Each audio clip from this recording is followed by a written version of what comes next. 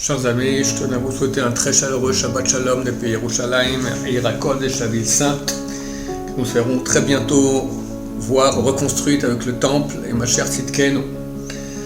Nous serons les 3 semaines de deuil et dans notre paracha de Dvarim, il y a un petit signe qui rappelle effectivement le 9 Av, car toujours le paracha de Dvarim est lu le Shabbat la veille du 9 Av. Dans le verset 12, c'est marqué: comment donc supporterai-je seul votre labeur et votre fardeau et vos contestations? Mon cher Rabbeinu, on dit que le peuple d'Israël était dur à supporter. Et le mot comment en hébreu se dit echa, comment. Or, le jour du 9 Av, on lit les Lamentations, le livre de Echa. Donc il y a un rapport. Et voilà, chers amis, que dire? Ça fait cette année 1954 ans que le temple de Jérusalem a été détruit, que le peuple d'Israël est en exil, un exil terrible, terrible. Jusqu'à quand? Jusqu'à quand? Alors nous pensons, on espère que c'est bientôt la fin. Mais il faut attendre Mashiach.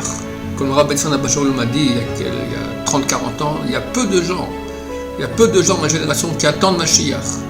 Il m'a dit quand un invité doit venir à la maison, il faut l'attendre. À part cela, il faut savoir que lorsqu'on arrive à la Maba, il y a les 6 premières questions qu'on nous pose. La 4e est: est-ce que tu as attendu la venue du Mashiach?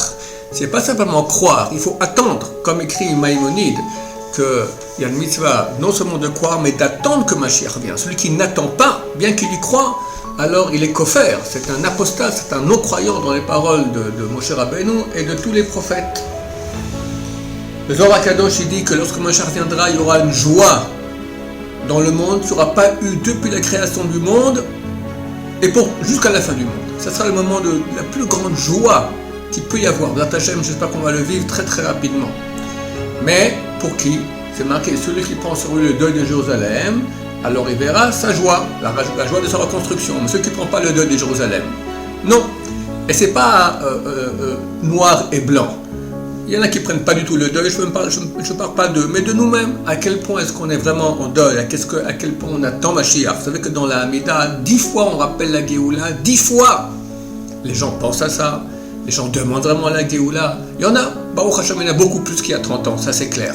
Est-ce que c'est suffisant? C'est clair que si Dieu voyait que tout le monde appelle, on veut Mashiach, pas pour que notre compte en banque soit plus en minus, pas pour qu'il y ait moins de maladies, ça aussi, mais l'essentiel, que la royauté de Dieu revienne, que le monde entier reconnaisse la royauté de Dieu, que le peuple d'Israël est ce peuple de Dieu, que tout le monde commence à pratiquer la Torah comme il se doit. C'est ça les bonnes raisons pour lesquelles on doit attendre Mashiach. Le Kuzari écrit que notre prière ressemble à un cuicui des oiseaux. Imagine que tu ailles devant un roi et tu fais une demande. Et le roi te demande: dis-moi, tu fais vraiment cette demande? Tu as vraiment envie de cela? Il dit: non, on m'a dit qu'il fallait dire ça, alors je le dis. Le roi il va dire: mais tu me prends pour c'est n'importe quoi. Tu fais une demande, tu ne penses même pas à ce que tu dis. Tu n'es même pas intéressé par cela. Si 10 fois durant la Mida on rappelle la Géoula, et une des 4 brachot de Beitar Hamazon c'est sur la Géoula, Bonne Yerushalayim, alors on va quoi? On va des petits oiseaux qui font un cuqui, on va dire des choses qu'on ne pense même pas. Il faut commencer à penser, demander, attendre. Comment attendre? Alors Bessan Bachou dans son livre, Zichron Hadassah, il dit: comme une mère qui attend que son fils revienne de l'école à 4h, il est 4h30, il n'est toujours pas arrivé. Elle s'inquiète, elle va au balcon regarder par la fenêtre, dans la cage d'escalier, elle appelle son mari, etc. Elle commence à s'inquiéter. Comme ça, il faut attendre Mashiach. Mes chers amis, aujourd'hui, avec ce qui se passe en Israël, c'est clair, ça sent très très très très fort. Il est écrit que Mashiach vient en sortant de 7e année. Nous sommes actuellement en sortant de 7e année. Toute l'année dans laquelle nous sommes jusqu'à Rosh Hashanah s'appelle sortir de 7e année. Preuve en est que le temple a été détruit en sortant de 7e année. Or, il a été détruit le 9 Av. Donc nous sommes aussi maintenant considérés en sortant de 7e année. Donc on a encore exactement un peu moins de 2 mois pour que Mashiach vienne, pour que ces paroles se réalisent. Mais on voit en Israël que c'est la désagrégation de l'État laïque israélien. C'est leur fin, ils sont en train d'hurler, ils n'en peuvent plus parce qu'ils voient que les religieux commencent à prendre plus d'importance. C'est la fin de ce projet qu'ont fait les émancipés de créer un État goy ici en Israël pour le peuple juif. Ce que les goïs n'ont pas réussi à faire pendant 2000 ans, eux se sont dit on va réussir. Et ils ont failli réussir parce qu'ils ont créé vraiment un État goy ici. Et Baruch Hashem, Dieu a fait un miracle fantastique, beaucoup ont fait tchouva. Et les enfants religieux, les parents religieux font beaucoup d'enfants. Et aujourd'hui, Baruch Hashem, à l'État, nous sommes majorité, il y a de la coalition, une majorité de gens qui portent la kippa.